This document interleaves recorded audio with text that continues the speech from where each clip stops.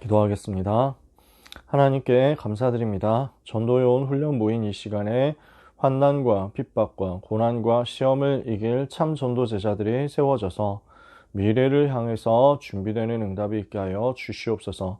렘넌트 제자를 키우는 중요한 사역자들이 또한 모였사오니 성령 충만을 허락하여 주사 렘넌트 살리는 그 사명 넉넉히 감당케 하여 주시옵소서. 시공간을 초월하여 역사하시는 주의 성령께서 오늘 우리가 이 시간 모였을 때 우리와 관련된 모든 렘넌트 현장의 응답의 문과 학교 현장 살릴 증거의 문을 열어 주옵소서. 예수 그리스도의 이름으로 기도합니다. 아멘. 우리가 오늘 전도훈련교재 2단계 20과 말씀을 같이 나눕니다.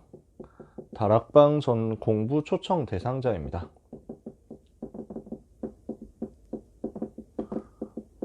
항상 이 부분을 염두에 둬야 되거든요.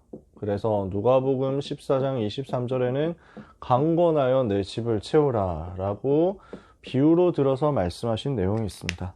오늘 초청을 누구를 할 것이냐, 여기에 대해서 항상 관심이 있어야 됩니다. 다락방 사역자가 늘 가지고 있어야 되는 관심인데요. 나는 어떻게 하면 다락방 열 것인가, 나는 어떻게 하면 다락방 지속할 것인가, 이 사람이 가져야 되는 관심입니다.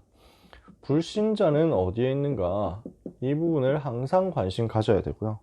그래서 불신자 살리는 영접 운동이 어떻게 하면 일어날 것인가, 여기에 대해서 관심이 있어야 됩니다. 그래서 항상 다락방이 오픈되어 있어야 됩니다. 다락방 우리가 하고 있다라고 했을 때요, 진짜 전도운동 하기 위해서 세팅하는 다락방이잖아요. 그래서 누구나 올 수 있도록 초청할 수 있는 다락방이어야 됩니다. 그래서 누구든지죠, 불신자들이 특히 계속 편하게 들어올 수 있어야 되고요. 그래서 새 신자들이 계속 들어올 수 있어야 되고요. 기존 신자들이 계속 들어올 수 있어야 됩니다. 누구나 와서 은혜 받고 누구나 와서 힘 얻을 수 있는 곳이 다락방이거든요. 누구를 초청해야 되느냐, 앞에서 방금 오늘 이야기를 다 했습니다만, 새 신자를 초청해야 되는데 일주일 안에 연결해서 반드시 다락방 하도록 만들어주고, 교회 내에서는 조, 기관, 구역 이런 데 반드시 편입을 시켜줘야 된다. 분명한 조직을 가질 수 있도록 해줘야 된다는 거죠. 두 번째, 태신자. 옛날에 우리가 쓰던 용어입니다. 요즘 영어로 한다면 전도 대상자, 현실적인 용어죠. 이게 태신자라는 말은 모태, 품었다 할 때 잉태하다 이렇게 얘기를 하는 거예요. 그래서 전도하기 전에 먼저 대상자를 품었다라는 거죠.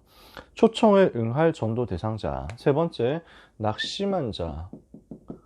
그래서 전에 교회 다녔는데 지금 안 다니고 있는 사람, 사실은 교회만 다니시 생명 없는 사람 있죠. 네 번째, 양육 대상자. 이 사람들 계속 다락방에 들어와야 됩니다.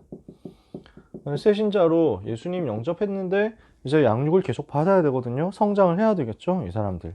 양육된 자, 이미 조금 양육된 사람들, 이런 사람들도 와가지고 은혜를 받아야 되고요. 훈련 대상자가 있습니다. 이 사람은 조금 훈련시키면 중요한 일꾼 되겠다 할 수 있는 사람이 있습니다. 치유 대상자도 있습니다. 영적인 문제에 시달리는 사람이죠. 이 사람은 하루아침에 보고 낫는 게 아니거든요. 치유라는 게 금방 되는 게 아니에요. 특히 정신적인 문제 같은 경우 오래 걸립니다. 그걸 항상 생각하고 몇 번 사역해보고 나았다, 괜찮아진 것 같다, 이게 절대로 아니죠. 계속 두고 봐야 됩니다. 몇 번 사역했는데 안 된다, 그것도 당연한 겁니다. 계속 와서 복음 듣도록 도와줘야 됩니다. 교제 대상자가 있습니다. 와서 어울리고 교회에서 정착하고 적응할 수 있도록 다락방 들어오는 거죠. 그러면 이 다락방에서 무엇을 해야 되느냐, 여러 가지 방법이 있을 겁니다. 그래서 동일한 방법을 계속 하는 것은 실패 요인이다 이랬거든요. 그러니까 상황에 따라서, 사람에 따라서 적절하게 컨셉을 정해줄 수 있습니다. 그래서 일단 기본적인 것은 강의식 공부입니다. 우리가 제일 많이 하고 있는 다락방 형태죠. 요때는 뭐가 반드시 되어야 되느냐, 매 시간 복음이 반드시 확정되어야 됩니다. 반드시 복음이 선포되어야 합니다. 복음이 자꾸 전달되어야 되지, 여기에 온 사람은 성경 지식을 얻으러 온 것이 아니거든요. 성경 공부하는 것처럼 보이지만 이곳에서는 반드시 복음이 계속 전달돼야 됩니다. 왜냐? 그래야 이런 사람들이 살아나거든요.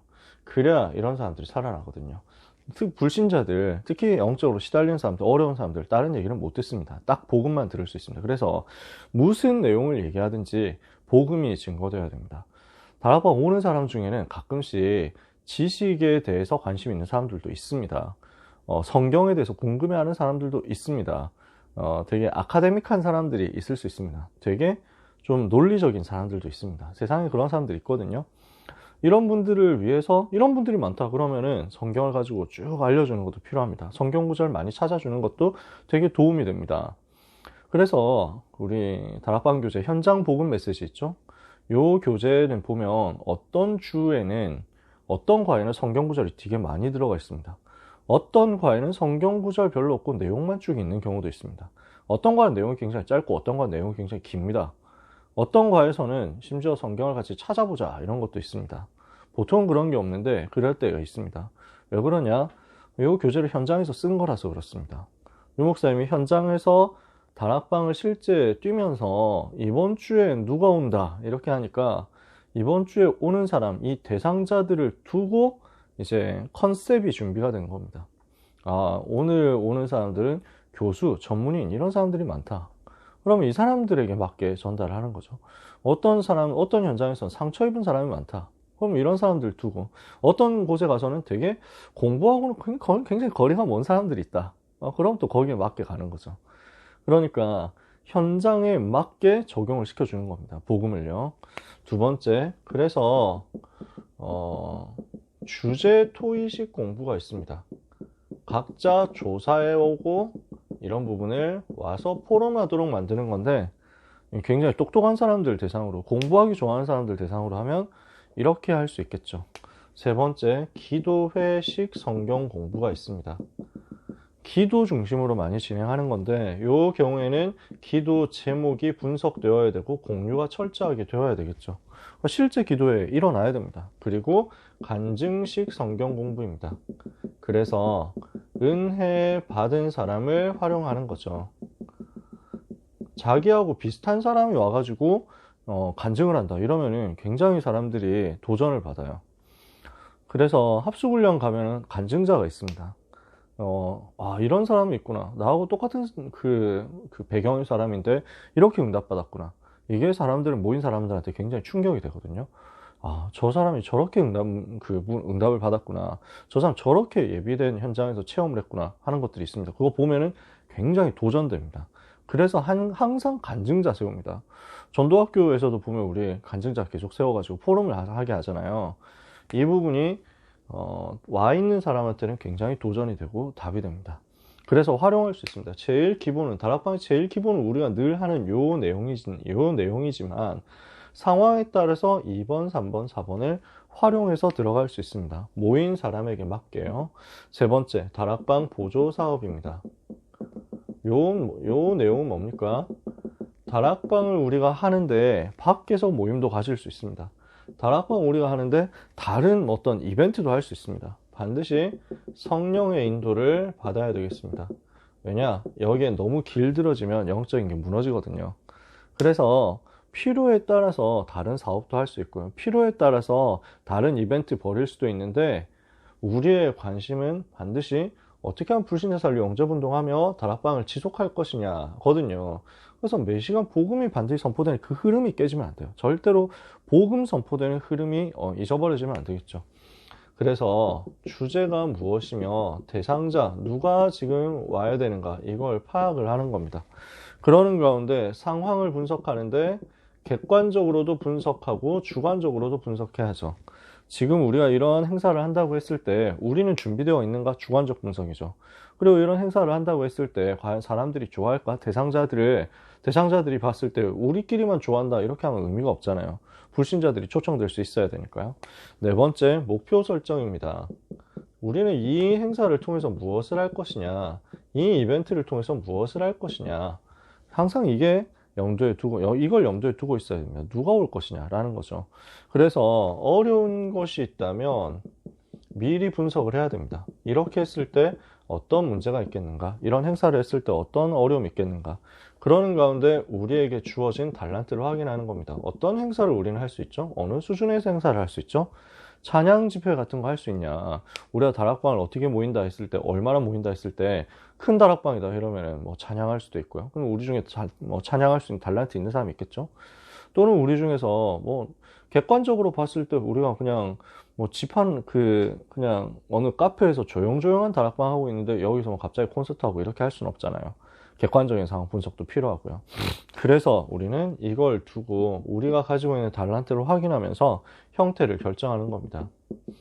어떤 모임을 해야 되겠느냐라는 형태를 이런저런 방향을 볼 수 있습니다. 복음운동, 이게 교제운동으로 연결되고, 이것이 기도운동, 성령운동으로 연결되고, 그룹활동이나 전도활동도 펼칠 수 있습니다.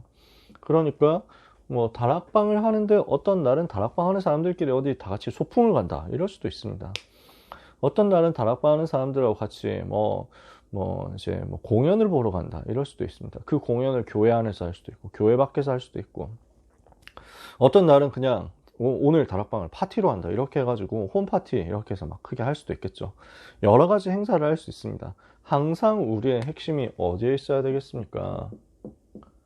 이런 부분을 두고 초청을 하기 위해서 이런 일도 할 수 있는데, 항상 우리의 핵심이 어디에 있어야 되느냐, 이거 잃어버리면 안 되거든요.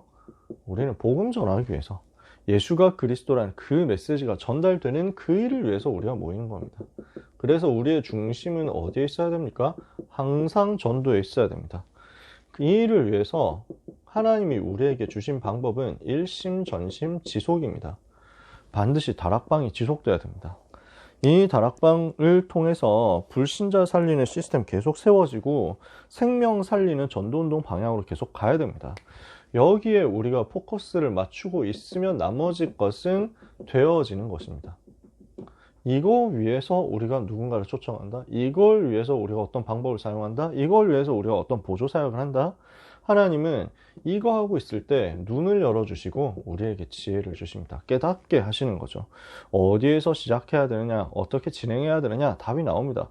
어떻게 하면 내가 복음을 말할 것이냐, 어떻게 하면 불신자 살릴 것이냐, 어떻게 하면 지속해서 현장을 장악할 것이냐, 이거를 두고 고민하면요, 하나님께서 눈을 열어주십니다. 아, 지금 어디에 우리가 관심이 있어야 되고 어디에 우리가 포커스를 맞춰야 되느냐, 이걸 하나님이 보게 하실 거고요. 이 일을 위한 방법은 무엇이냐, 어떻게 시작하고 어떻게 진행할 것이냐, 어떤 내용을 가지고 인도받을 것이냐, 이 모든 것들은 하나님께서 주실 겁니다. 되어지도록요. 그래서 우리가 정말 그리스도 얘기해야 되겠다, 그리스도 말해야 되겠다, 이 중심 가지고 언약 붙잡고 기도하는 가운데 지속할 전도운동의 절대망대로 우리 현장 다락방이 세워지게 하옵소서. 그 기도가 모여지는 밤이 되기를 원합니다. 기도하겠습니다. 하나님 감사합니다. 우리 렘넌트의 현장, 사역자의 현장, 전도자의 현장에 불신자 계속 살아나고 영접운동 계속 일어나는 다락방 절대망대가 세워지게 하옵소서. 그래서 생명이 계속 살아나는 가운데, 영접운동 계속 일어나는 가운데 지역을 차분히 그러나 확실하고 착실하게 장악해 들어가는 성경적 다락방이 우리의 생에 확인되게 하옵시고 렘넌트의 생에 확인되게 하여 주시옵소서. 예수 그리스도의 이름으로 기도합니다. 아멘.